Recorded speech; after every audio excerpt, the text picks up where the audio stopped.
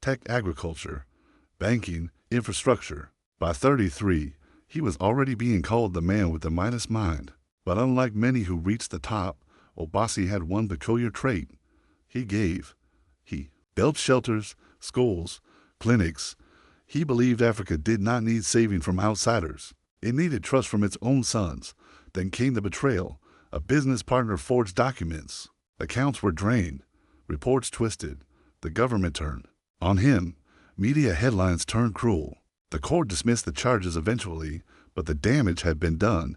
The day after the verdict, Obasi was driving alone through the mountains, away from the city, when a truck spun into his lane. The crash shattered his femur and collapsed his lung. He woke up 2 weeks later with a cane, a crooked leg, and a soul that had lost the will to rise. He vanished. No public statement, no news, no closure. Some believed he'd fled abroad. Others thought he'd taken his own life. Only one person knew the truth, a woman with an orange basket. As the months passed, Amma noticed something shift. The beggar, still nameless to her, began to engage more. He would nod when she spoke, sometimes even offer comments. "The markets are cruel," he said once, "not because they are evil, but because they have no memory." "What does that mean?" she asked. "It means even kings become ghosts if they stop feeding the machine." Amma didn't always understand his words, but she listened. She always listened.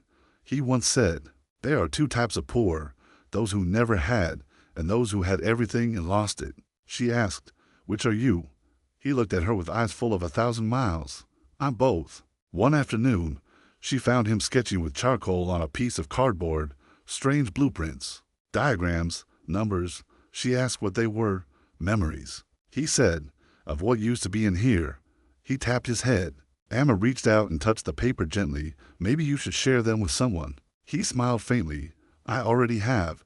Rumors started to stir in the village. People said the beggar was strange, that Amma was being cursed by associating with him, that she should stop feeding him. "You give him power with your attention," they said.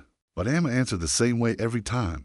"One day, I was the beggar, and someone gave to me. Then one day, something strange happened. A tall man in a suit